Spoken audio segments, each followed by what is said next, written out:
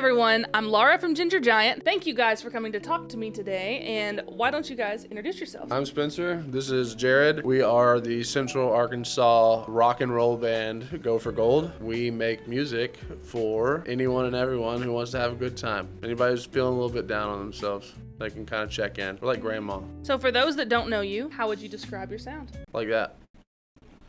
How else would you describe your sound? She gonna do this the whole time? Well, ask questions. I'm just here to support. He's my backup. Don't Just try in case. nothing. Early 2000s rock and roll. It sounds like we should be in an American Pie movie. You guys got your band name from the 2005 comedy The Ringer. Were there any other contenders for band names that didn't make it? This is like fucking Nardwuar, dude. What is this? No, so Jake Sanders actually brought that up. He was like, what about Go for Gold? Go for gold! Go for gold! And we were like, from The Ringer? And he was like, yeah. And we were like, cool. And it just stuck. That was pretty much it. Jake Sanders, before we started, was the singer of Go for Gold. In hindsight, we would have probably picked a different name. Yeah. If we'd have thought about it. If you had to change your band name right now, what would you change it to? Like if you had to do it right now. Spinny Vinny and the Golden Boys. That was quick. I do a lot of Have you thought thinking. about that? Describe your songwriting process. Are you a get-together and jam type band, or do you send demos back and forth? We send a lot of demos. I'll send just every idea I can think of. And if it doesn't suck, Spencer will say nothing. And if it's bad, he'll tell me it's bad. And so if he doesn't say anything, then I keep working on it. That's pretty much spot. Yeah. What would he have to send you to make you say, oh, that's bad? I think since we've been working together for so long, we've kind of gotten a groove on what's good and what's not.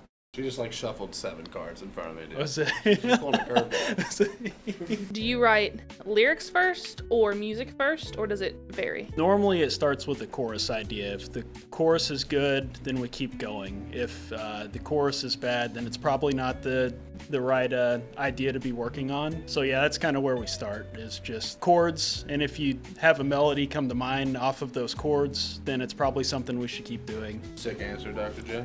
Got this. So then who writes most of the lyrics? We really kind of go back and forth on it. I mean, typically when we start, I'll write what we initially have. When I start writing a song, it's based on the melody idea, and so I'll piece together words that may not even make a coherent sentence, or just like a weird thought altogether, and so we kind of piece it together. There's a rumor that you can tell which one of you wrote the song based on the subject matter. Something about one person only writes about heartbreak and one only writes about unrequited love. Can you confirm these rumors? This comes up, a lot of people put on our social media posts. They're like, this Jared posted this one or something. And what they don't know is that I post all of them. So you all know nothing, because they're like, this is a Spencer one. It's like, no, they're all me. But as far as the lyric content, I think it's pretty strongly both of us. I'm looking at my cards. I'm just trying to get prepared, you know? I don't want a date to pop up on there and be like, September 11, 2001, you had your pilot's license. What were you doing? Spencer, being a vocalist can be difficult, especially at the beginning. Did you have any difficulty writing melodies to fit your voice that were easy to sing? How has that gotten better or worse over the years? And what factors affected those changes? When we first started, a lot of the stuff we were doing was in it was in drop D, wasn't it? I was younger, I had a lot more spunk, you know? I was ready to rock and roll at any time. Now, I still smoke cigarettes. I've been screaming for the last 6 years on stage with these guys, and now we are in a way lower tuning, so I can sit at a little prettier level. And even then, it's still like, maybe we should tune this down a little bit. It's really all back into the songwriting. In the demos, most of the time, 90% of what I send back is that's too high for me. You primarily write the vocal melodies since it needs to be something that you can sing? No, Jared's actually the GOAT when it comes to melodies. All of our catchy stuff, that's him. How old were each of you when you started playing music live? My first show I played was at the Village when I was 13 years old with a bunch of seniors from my high school. I played guitar for them. How'd you do? It was a battle of the band, so I mean, it was rigged, you know? Yes. Was it one of the ones like the ones they did at Rev Room? The Guerrilla Productions. Yeah, you Guerrilla remember those? Productions. The where little you had long to- yellow tickets, you had to sell them. We played Vino's.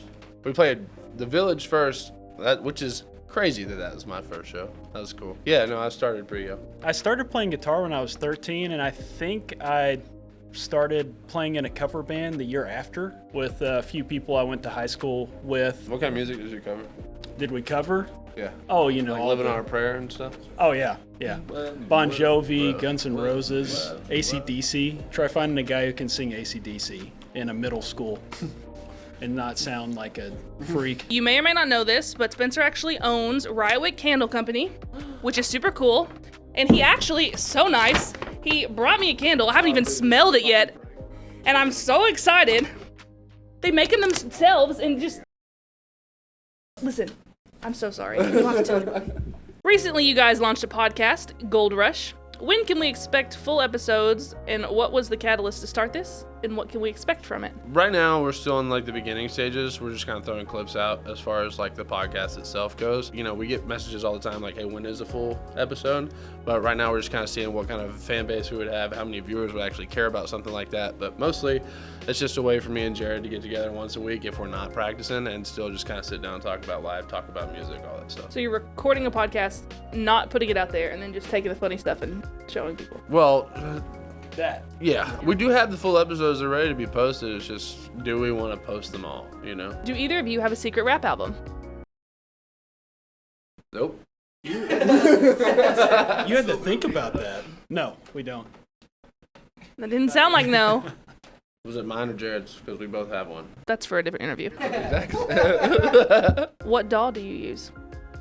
Doll? DAW? Cubase.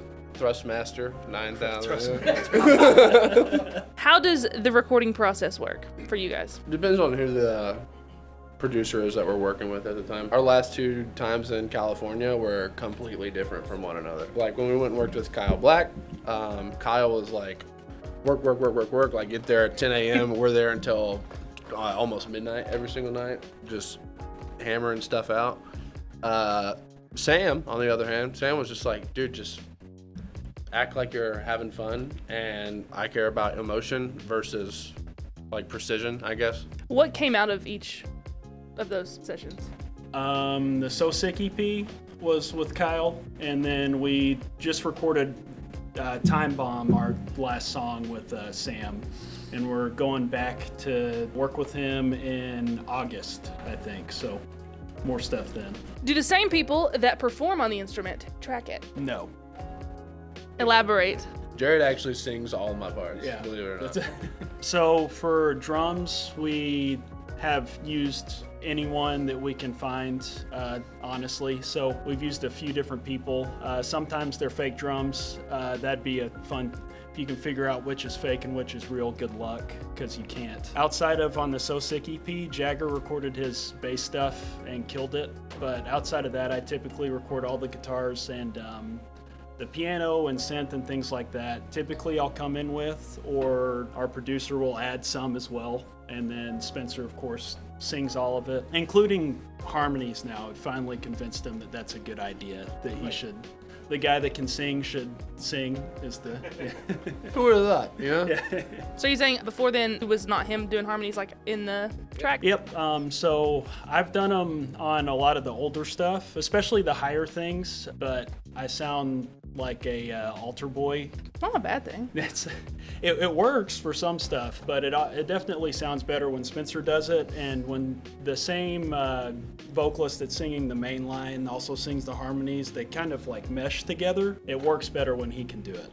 Which sucks because going back to like what we were talking about earlier with when you're writing music and your vocals, like do you write your vocals to that stuff?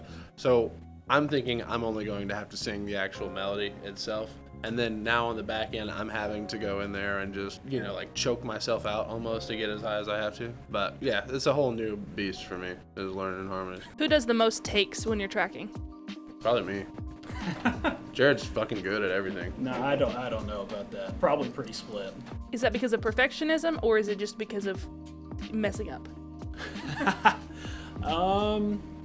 For myself, it's probably more a little bit of both, I guess. Like it needs to be perfect, but also if I didn't mess up every time, then it wouldn't be an issue. Spencer more so does more takes because we're trying to get the right sound out of him, And so, yeah, he sings it right. It's just like, do we want him, more growly or not or whatever, so. So you guys don't play a ton of local shows? And I mean, I'm assuming to build up hype around when you do play locally, do you feel like that works? And what is that like limit of how much you should play local versus not? One, we've had member issues. And even before then, we play like twice a year, solely because we don't want to overplay our market. At the same time, there's not a lot of venues. I mean, we just want to play and have fun. We would play for Rats and Roaches if we could, but I mean, at the same time, we just don't want to play the same city too often because eventually you're going to get tired of seeing the same movie, Do you guys perform with a click? Oh, yeah. What are the positives and negatives to using a click when you perform? I think it works really well for us because we have kind of a rotating group, especially with drummers. You want your drummer to be tight, and if they're not playing your stuff all the time, it's a lot easier to play to a click than it is to feel it out. And for us, I mean, we even do small time changes and things between different parts of songs, and so it still has that organic feel. It's just something that we can all follow in our ears instead of having to think about it and pay attention to what everyone else is doing. We can just focus in on what we're doing. Has it ever gone wrong? Click. Like live? So one show we did have the backtracks on a loop. When you're sound checking, we loop a piece that's just loud so that they can set the levels for our backtracks. Our drummer at the time forgot to turn the loop off, and so we got to like the middle of our set, the end of a song, and it just kept repeating. Yeah. So that was the one time it's messed up. But outside of that, we've never really had an issue. So did you just have to keep doing the song until you realized? You just kept singing No, or we you were stopped? stuck in that fucking loop for like 6 minutes. Why, did you remember that or something? Were you there? Was she gonna pull up the footage? Be like, actually, you did mess up. No, I didn't have any Jamie of pulled that out. that. I didn't have any of that written down, but that'd be funny. But that's funny. It makes you relatable. Oh, those guys are real. Are you against lip syncing live? Lip syncing? Oh, No, yeah. I'm not. I made a joke about it today. I was like, dude, play that shit so I don't have to sing it. Mostly just backtracks, and we don't use auto-tune live, but we do on record. Yeah. Which every band should. You should not be releasing stuff without auto-tune unless you're just crazy good, but like Dylan. But you're not. You know so. Dylan? From Ginger Giant? Ooh, Any Given Room. Never heard of him. I can introduce you. I have his number. Thank you guys so much for chatting with me. It's been like a super pleasure. How about you tell everyone where can we hear you and where can we see you? So we are on all major streaming platforms. Spotify, Apple Music, YouTube. People use Deezer still. I don't know. It pops up on our thing. All that stuff. Whatever you listen to, you can probably find it on. You can find us all on all our social medias. It's all over the place. I couldn't tell you which one's which. I know our Twitter was like go the number 4 then gold AR. Just look up Go for Gold Band on Google and you'll probably find it. Come see us at Full Moon Fest July 19th. It is at full moon and it is a fest.